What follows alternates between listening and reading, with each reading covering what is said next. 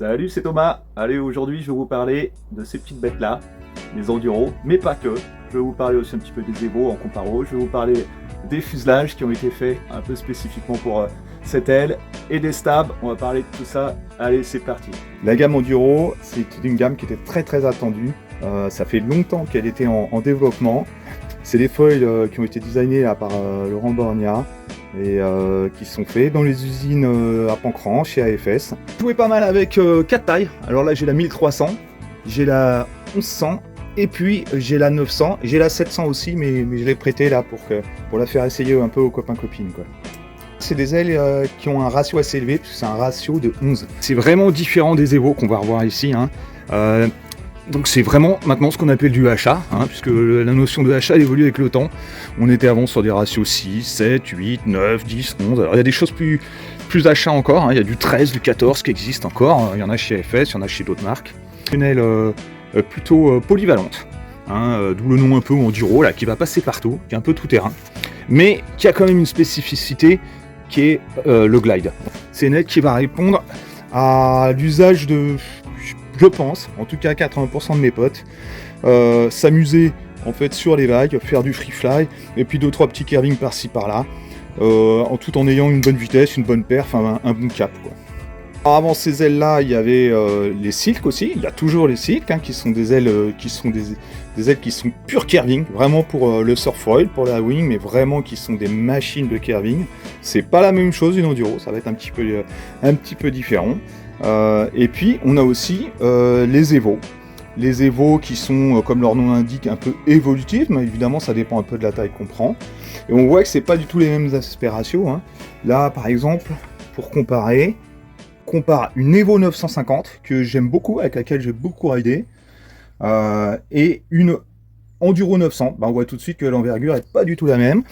On voit aussi qu'il y a un petit peu plus de corde, donc sur l'Evo que sur l'Enduro, qui a une corde très fine. Peut-être un petit peu plus d'épaisseur aussi sur l'Evo au total. Et puis on a une courbure qui n'est pas tout à fait la même. Là on va avoir un shape beaucoup plus travaillé avec des... voilà, on voit c'est vraiment une aile, un peu une aile de mouette, quoi. Et puis surtout, on a la signature Laurent Borgna, la signature avec les ailes à bosse, quoi, qui offre une caractéristique particulière qui est la douceur et une certaine portance à basse vitesse tout en gardant de la mania. Voilà, ça c'est un peu la promesse qui est tenue d'ailleurs, hein. C'était déjà le cas sur les cycles et c'est encore le cas sur l'enduro. Donc la question qu'on va se poser naturellement, c'est pourquoi prendre une Evo qui est sortie il n'y a pas très longtemps, ou pourquoi prendre une enduro? Les deux ailes ont leur programme. Ce sont deux ailes qui sont polyvalentes. Mais l'Evo, comme son nom l'indique, elle va être quand même un petit peu plus facile. C'est une aile qui est plus sage, qui va décoller progressivement, qui va être assez douce aussi, mais avec laquelle on va avoir une bonne vitesse et de bonnes accélérations. Mais une enduro à côté, c'est une aile qui va être beaucoup plus tonique, qui va avoir plus de technicité, notamment sur la partie tangage. C'est une aile qui va accélérer plus fort, qui va glisser plus. Mais globalement, c'est une aile un peu plus sportive, quoi. Donc les deux ailes, enduro ou Evo, ça reste des ailes faciles, c'est pas des ailes hyper techniques. Mais quand même, on a tendance à oublier un peu quand on navigue beaucoup la technicité du matos. Donc moi je vous dirais, si vous êtes pas encore super à l'aise au jibe, si vous passez pas plus de 50% du jibe, et restez sur de l'Evo. Vous allez vous amuser avec, vous allez surfer, ce sera maniable, ça va être sympa. Et sinon, vous pouvez aller sur l'enduro et découvrir le joie et la glisse extrême de cette super aile. Allez, je vais tenter des équivalences en termes de plage de vent. Evo 950, Enduro 900 et Silk 1050, on est assez proche. On est dans à peu près les mêmes plages de vent. Je dirais que l'Enduro et la Silk vont décoller un petit peu plus tôt que l'Evo peut-être. Et la Silk 1050 un petit peu plus tôt que l'Enduro 900, mais c'est quand même assez proche. Maintenant, si on regarde des ailes orientées petit temps, clairement, hein, donc pour les Enduro, les 700-900, c'est des ailes un peu de tous les jours. Les 1100 et 1300, on est sur des ailes petit temps. Donc quand on compare la plage basse entre une Enduro 1100, une Evo 1450 et 1300, et une Enduro 1300, et ben voilà, on est à peu près dans mon ressenti. C'est-à-dire que ce qui va décoller plus tôt, c'est l'Enduro 1003, ensuite c'est l'Evo 1450 et ensuite l'Enduro 1100. Je dirais c'est à peu près ça, mais ça se tient quand même dans un mouchoir de poche. et ça va dépendre beaucoup du flotteur utilisé, ça va dépendre de sa technicité, etc. etc. quoi. Après, ça c'est juste pour le décollage, mais après si on parle en termes de glisse, une fois qu'on a décollé, clairement une Enduro 1300, bah, on repose jamais quasiment, j'ai envie de dire, c'est assez incroyable. C'est un glide incroyable, et donc dans le vent léger, eh ben, on va tenir le vol beaucoup plus longtemps qu'une 1450, et on va passer des molles de façon assez impressionnante. La 1100 et la 1400, ça va peut-être se valoir, on va dire, mais la 1100, elle va quand même mieux caper, elle va aller un petit peu plus vite que la 1450. Elle sera peut-être un petit peu moins maniable que la 1450. Et la 1450 va être un petit peu plus joueuse globalement, un petit peu plus calée, on va dire, un peu plus facile, comme dans tout l'esprit des Evo. Donc voilà à peu près le classement, mais tout ça c'est quand même dans un mouchoir de poche, en termes de plage de vent pour ces 3 ailes, quoi. Il manque toujours la 700, mais je vais vous en parler quand même. Pour moi, la 700 et la 900, c'est des ailes que je vais utiliser, donc comme je disais, tous les jours. Je dirais à partir de 15 nœuds pour la 900, en 5 mètres, 15-17 nœuds, allez, ça va déjà bien marcher. L'Enduro 700, je vais l'utiliser à partir de 17 nœuds établis jusqu'à l'infini, quoi. On va dire en 5 mètres toujours. Et puis ensuite, Enduro 1100 et 1300. Alors, j'utilise l'Enduro dès que je sais qu'il pourrait y avoir des rafales à un peu plus de 15 nœuds, 16 nœuds. Mais donc quand on est dans une plage, on va dire 10-17. Et puis sur la 1300, je vais l'utiliser vraiment quand je pense qu'il n'y a pas beaucoup de chances de voler. Donc en usage, ça marche bien en wing quand même. Je sais que les gabarits légers ils trouvent que c'est trop gros.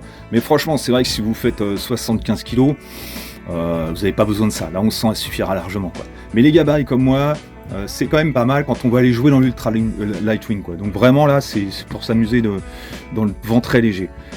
L'enduro, on sent, on a une bonne vitesse, on sent on commence à bien s'amuser même pour mes gabarits. Et donc ça marche comme elle, pas spécialement pour le tout petit temps, quoi. Ça tient bien dans le médium aussi, quoi. Et puis l'enduro 900, c'est quasiment mon aile. S'il y en avait qu'une, je pense que je prendrais celle-là avec mon gabarit. Donc voilà à peu près les plages de vent et d'utilisation. Alors évidemment ça va dépendre du plan d'eau. Si j'ai envie d'aller surfer et de prendre des toutes petites houles toutes pourries, ben, je vais peut-être essayer de surtailler un peu et de prendre des enduros un peu plus importantes, quoi. Bon, il y a une petite particularité quand même de l'enduro aussi, je trouve que la plage de vent est très élevée, la plage d'utilisation est très élevée. Et au final, avec une aile, on peut quasiment tout faire. Aller voir deux, je parle pour une seule pratique pour la wing. Mais ça, c'est quand même super intéressant. Je ne sais pas si c'est une particularité des aspirations élevées, ou des bosses, ou du design général de l'aile. Mais en tout cas, la plage d'utilisation est très importante. Clairement, on est nombreux à l'avoir remarqué. Pour ce qui est des stabs et des fuselages, alors, grosse nouveauté chez AFS, c'est ce fuselage-là. Donc ce fuselage, il a une spécificité, c'est qu'il est plus court que les fuselages. Alors les autres, on les appelle des fuselages standards, où la distance là entre la front wing et le mât est raccourcie de, je crois que c'est environ 2 cm. Donc j'ai pas l'autre fuselage là, mais globalement, vous êtes plus près de la front wing. C'est pas pareil que d'avancer un stab, parce que je rappelle qu'on peut avancer les stabs là-dessus, avec ces vis là, on le décale, ça c'est vraiment super bien. Ça coûte rien d'avoir un insert en plus, et on peut avancer le stab, on gagne en maniabilité. Ça donne pas tout à fait la même sensation, et ça permet notamment de redonner pas mal de maniabilité à la 1300, et à la 1100 et les grands joueurs. Donc évidemment, en tangage, toujours, ça va être un peu plus sensible. Je suis en fuselage court, j'ai plus de tangage. Donc si j'ai un plan d'eau avec une période de vague qui est assez courte, ou un plan d'eau très chahuté, eh ben, ça va être un peu plus technique, surtout avec les petites ailes. Avec les grandes ailes comme l'Enduro 1100 ou 1300, ça reste assez stable. Mais, et plus je prends une grande planche, type la planche Downwing, comme j'ai la Whitebird 6.8 par exemple, plus je vais le ressentir. Avec une petite planche, je le ressens un petit peu moins. Voilà, ça c'est mes impressions là depuis je sais pas, j'ai fait combien, 30-40 sessions avec tout ça, quoi. A contrario, le fuselage long, ou standard, le normal, qui existe depuis un sacré bout de temps, il me donne plus de stabilité, un petit peu moins de mania. Alors après, si je veux gagner de la mania, je peux ravancer le stab, ou diminuer la taille du stab aussi, et ça me redonne de la maniabilité. Alors j'avoue, aujourd'hui, je suis un peu indécis, je sais pas, il y a des configurations où j'aime bien le fuselage court, et il y en a d'autres où j'aime bien le fuselage long. Je dirais en général, quand le plan d'eau, quand c'est compliqué, quand c'est du vent très fort, quand c'est un plan d'eau bordélique, et je vais plutôt privilégier le long. Et puis quand c'est des conditions qui sont très belles, avec un plan d'eau très propre et tout, je vais plutôt prendre le court. Alors maintenant les stabs, je vais pas beaucoup parler des stabs. Les stabs en enduro, l'enduro, moi j'utilise principalement celui-ci, le HA40. Alors moi j'adore les stabs HA40. les stabs HA, donc les Silk, ils s'appellent Silk HA40. J'adore ça. Déjà sur la Silk, ça rajoutait du glide. Je suis un grand gabarit et je trouve que ça me donne quand même, l'envergure me donne quand même un peu de stabilité en roulis. Donc ça c'est quand même pas mal. Si je prends des tout petits stabs, c'est un petit peu plus difficile pour moi. En descente de vague, des fois j'ai quand même, c'est quand même un peu un jeu d'équilibriste. Alors qu'avec ça, j'ai une bonne vitesse, et j'ai une bonne glisse, le fait qu'il y ait peu de cordes, pas trop d'épaisseur. Et je garde de la stabilité, mais j'ai de la mania. Alors je sais pas si c'est parce que les tips ils sont un peu souples ou si c'est la forme des tips, hein, moi je sais pas expliquer ça, mais je trouve quand même que la mania est bonne. Alors avec un stab avec moins d'envergure, évidemment je vais avoir plus de mania et je vais faire des cours plus courtes, mais si c'est pour me viander à chaque fois, ça n'a pas trop d'intérêt. Donc je préfère pousser à fond un stab de cette taille-là, qui reste quand même un stab qui fait de mémoire, il doit faire 135 cm² ou 145, je sais plus, donc ça reste quand même des petites surfaces, plutôt que d'avoir un plus petit de même surface, quoi, avec moins d'envergure.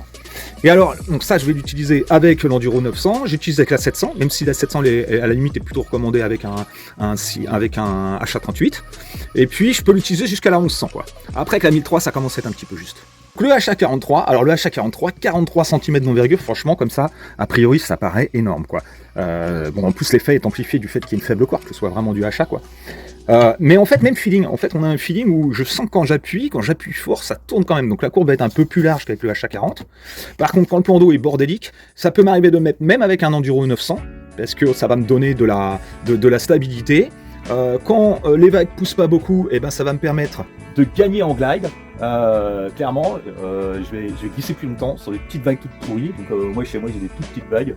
Donc c'est vraiment hyper amusant avec ce truc-là. Ça amplifie l'effet de glide, quoi. Donc ça c'est très efficace pour ça. Donc on peut avoir deux stabs, et varier selon les conditions. C'est pas forcément lié que à la taille de la fonte.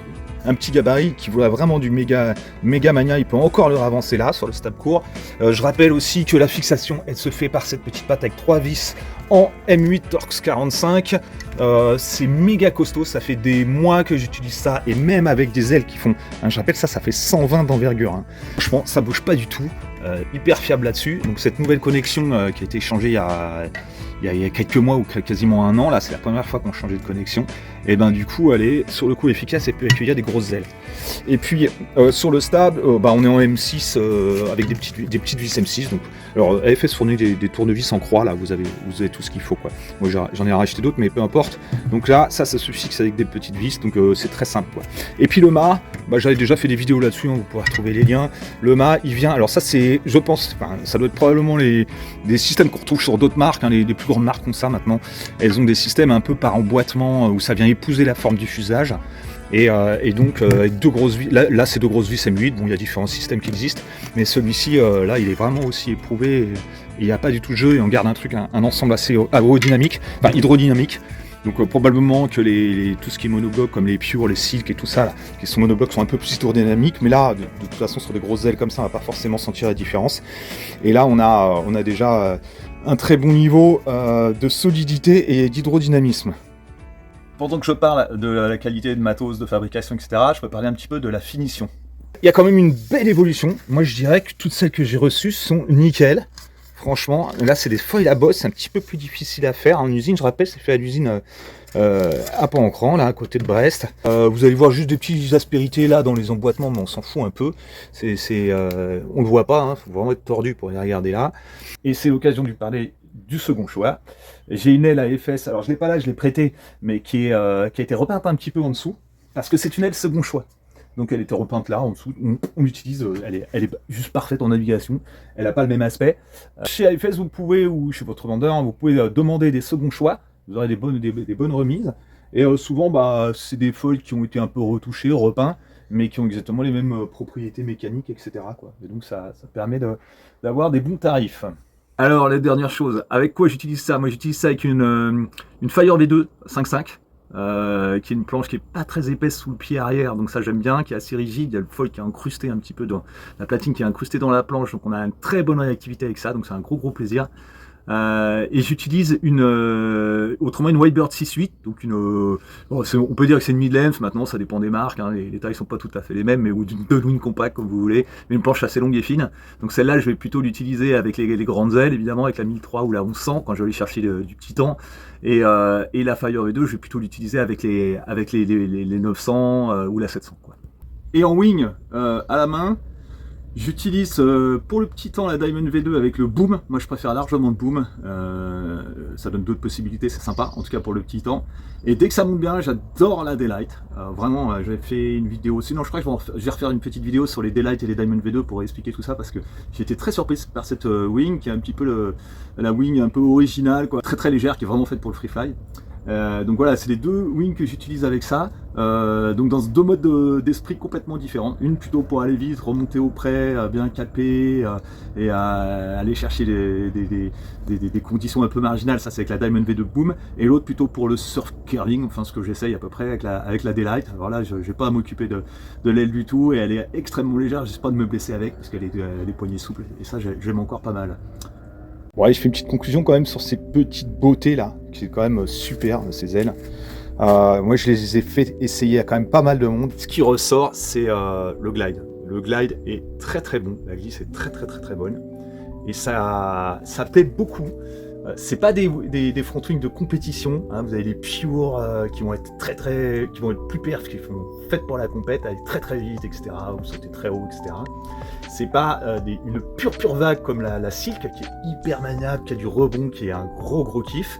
C'est un truc beaucoup plus polyvalent, qui correspond bien à un usage loisir, vraiment mais quand même bien, quand même énervé, quoi. Et donc qui fournit tout le glide qu'on veut, quoi. On veut s'amuser, nous, ce qu'on veut la plupart du temps. Je sais pas pour vous, mais moi c'est surtout aller m'amuser dans les petites vagues, et puis glisser au maximum, faire quelques petits curvings par-ci par-là, surfer. Et donc ça, c'est vraiment fait pour ça, et c'est pour ça que je trouve que c'est vraiment une top réussite. En tout cas, moi, ça correspond exactement à mon usage. Et voilà, donc je vous conseille d'essayer, d'aller voir des ambassadeurs, des magasins, AFS, j'en sais rien, mais franchement, essayez, parce que ça vaut le coup, c'est une super réussite ce truc-là, et c'est du Made in France en plus, c'est quand même top. Allez, bonne session à tous, ciao!